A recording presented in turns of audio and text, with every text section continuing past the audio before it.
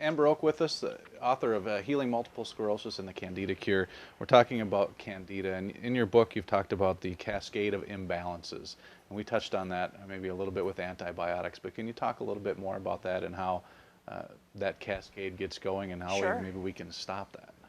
Well, it first starts with the elements of what we're taking in and breathing. So you have environmental toxins such as heavy metals, electromagnetic frequencies from I love all the gadgets, but they do put off a lot of EMFs.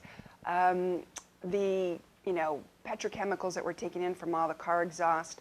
And then you've got your food, and it's not just deficiencies today, but it's toxicity, because a lot of these foods are processed. They're genetically modified. They have lots of antibiotics and hormones, so we're getting that load.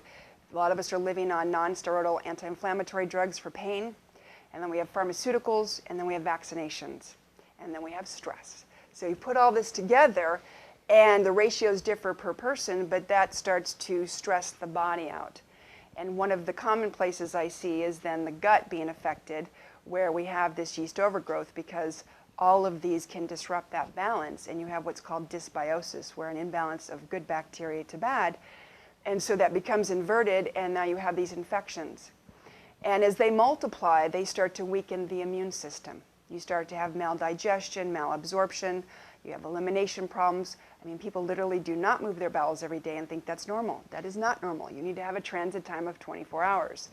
So what happens is the immune system becomes compromised, and as that weakens, then it starts to, those inflammatory agents would go through leaky gut, which basically bypass and get out of the GI tract, and start to pollute the bloodstream. And then over time, where you're most either genetically vulnerable or you've had a trauma-induced injury site, that inflammation and infection will follow, and now you start to step into things such as cancer and autoimmune disease.